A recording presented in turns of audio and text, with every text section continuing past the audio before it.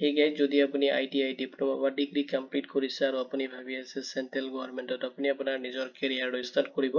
তেতিয়াহলে এইটো ভিডিঅ আপোনাৰ কাৰণে বহুত ইম্পৰ্টেন্ট হ'ব গৈ আছে মই আজি আলোচনা কৰিম ইণ্ডিয়া গভৰ্ণমেণ্ট মেন্স ৰিকুৱাৰমেণ্ট 2026 ৰ কাৰণে নটিফিকেশন আহিছে আৰু এইটো ভিডিঅত আপুনি এইটো ৰিকুৱাৰমেণ্ট ৰিগাৰ্ডিং ডিটেইলছ খিনি সিস্টেমেটিক চেক কৰিব পাৰিব যদি এইটো ৰিকুৱাৰমেণ্ট ৰিগাৰ্ডিং কোনো ধৰণৰ কোৱেশ্চন থাকে আপুনি ভিডিঅটোৰ কমেন্ট সেকশনত কমেন্ট কৰি দিব উইদিন 48 আৱাৰ্ছৰ ভিতৰত আপুনি আমাৰ টিমৰ পৰা ৰেসপন্স পাব যদি আপুনি ইন্টাৰেস্টেড দেন আহক দেৰি নকৰি আজিৰ ভিডিঅটো আৰম্ভ কৰো ইণ্ডিয়া গভৰ্ণমেণ্ট মেন্স ৰিকুৱাৰমেণ্ট 2026 ৰ কাৰণে নটিফিকেশন আহিছে আৰু এইটো ভিডিঅত আপুনি এইটো ৰিকুৱাৰমেণ্ট ৰিগাৰ্ডিং ডিটেইলছ খিনি সিস্টেমেটিক চেক কৰিব পাৰিব ৰিকুৱাৰমেণ্ট ওভাৰভিউ খিনি চাই লব অৰ্গেনাইজেচন নেম দি আছে ইণ্ডিয়ান গভৰ্ণমেণ্ট মেন্সৰ পৰা আহিছে নটিফিকেশনটো আৰু জব টাইপ দি আছে টু central government job total post দি আছে আপুনি 94 পোষ্টৰ কাৰণে এপ্লাই কৰিব পাৰিব আৰু জব লোকেশন এক্ৰছ ইণ্ডিয়া হ'ব এপ্লাই যদি মোড দি আছে আপুনি অনলাইনত এপ্লাই কৰিব লাগিব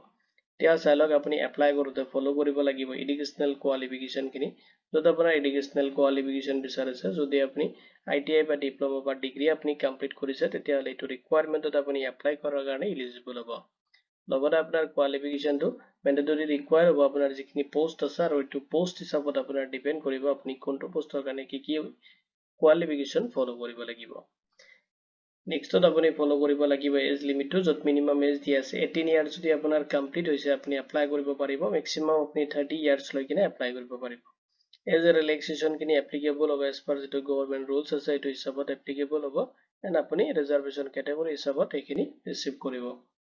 এটো ৰিকুৱাৰমেণ্টৰ যেটো সিলেকশন প্ৰসেস দি আছে তাতে আপুনি কেইবাটা ষ্টেপ ফলো কৰিব লাগিব ফাৰ্ষ্টত আপোনাৰ ৰিটেন এক্সামিনেশন হ'ব নেক্সট আপোনাৰ skill test if required next আপোনাৰ ডকুমেন্টস ভেৰিফিকেশন হ'ব আৰু নেক্সট আপোনাৰ মেডিকেল এক্সামিনেশন হ'ব এইখিনি প্ৰসেছত আপোনাৰ সিলেকশন প্ৰসেস খিনি কমপ্লিট কৰা হ'ব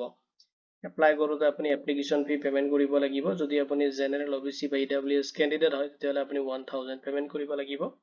যদি আপুনি SC ST বা PWBD ক্যান্ডিডেট হয় তেতিয়াহলে 200 আপুনি পেমেন্ট কৰিব লাগিব পেমেন্ট যেটো মোড দি আছে আপুনি অনলাইনত কৰিব লাগিব যত আপুনি debit card credit card net banking বা UPI থ্ৰু আপোনাৰ পেমেন্ট খিনি আপুনি কমপ্লিট কৰিব পাৰিব এতিয়া চাইলক কেনেকৈ আপুনি এপ্লাই কৰিব তে এপ্লাই কৰিবলৈ আপুনি কেইবাটা ষ্টেপ ফলো কৰিব লাগিব ফাৰ্ষ্টত আপুনি অফিচিয়েল যেটো ওয়েবসাইট আছে তাতে ভিজিট কৰিব যেটো লিংক মই এই ভিডিওৰ ডেসক্ৰিপচনত আপোনাক মই প্ৰভাইড কৰি দিম নেক্সট প্ৰসেছত আপুনি যাব লাগিব যেটো ৰিকুৱাৰমেণ্ট সেকশন আছে তাতে আপুনি চাব যেটো অফিচিয়েল নটিফিকেশন আছে তাতে আপুনি তাৰ অফিচিয়েল নটিফিকেশনটো ডাউনলোড কৰিব কেয়াৰফুলি আপুনি এবাৰ চেক কৰিব নেক্সট আপুনি এপ্লাই অনলাইন বাটনত ক্লিক কৰি কিনে আপোনাৰ এপ্লিকেশন ফৰ্মটো আপুনি কেয়াৰফুলি ফিল আপ কৰি দিব নেক্সট আপুনি আপলোড কৰিব ৰিকুৱাৰমেণ্ট ডকুমেন্টস আৰু ক্যাটাগৰী যেটো পেমেন্ট দি আছে পেমেন্ট খিনি কমপ্লিট কৰিব নেক্সট আপোনাৰ ফৰ্মটো সাবমিট কৰিব আৰু এটা প্ৰিন্ট আউট আপুনি ৰাখিব এজ এ ফিউচাৰ ৰেফাৰেন্সৰ কাৰণে আপোনাৰ যেটো এপ্লিকেশন একনলেজমেন্ট ৰিসিভ আৰু যদি আপুনি পেমেন্ট কৰিছে পেমেন্ট ৰিসিভটো এটা আপুনি প্ৰিন্ট আউট ৰাখিব এজ এ ফিউচাৰ ৰেফাৰেন্সৰ কাৰণে এতিয়া চাইলক ইম্পৰ্টেন্ট ডেটস খিনি তো অনলাইন এপ্লাই ষ্টাৰ্ট হৈছে 28 মাৰ্চ 2026 ৰ পৰা আৰু এপ্লাই আপুনি লাষ্ট কৰিব পাৰিব 27 এপ্ৰিল 2026 লৈকে আপোনাৰ এপ্লিকেশন ফৰ্মটো অনলাইনত সাবমিট কৰিব পাৰিব এক্সাম ডেটটো এতিয়ালৈকে নটিফাই কৰা নাই এপ্লাই এতিয়া আপোনাৰ কমপ্লিট হ'ব তাৰ পিছত এটা অফিচিয়েল নটিফিকেশন এক্সাম ৰিলেটেড দিব তেতিয়া হয়খিনি ডিটেইলছ এন্ড আপডেট খিনি আপুনি চেক কৰিব পাৰিব ইম্পৰ্টেন্ট লিংক খিনি মই এই ভিডিওৰ ডেসক্ৰিপচনত প্ৰভাইড কৰি দিম যদি এইটো ৰিকুৱাৰমেণ্ট ৰিগাৰ্ডিং কোনো ধৰণৰ কোৱেশ্চন থাকে আপুনি ভিডিওটোৰ কমেন্ট সেকশনত কমেন্ট কৰি দিব ভিডিওটো চোৱাৰ বাবে ধন্যবাদ দি কিনে আজিৰ ভিডিও মই ইমানতে সামৰিছো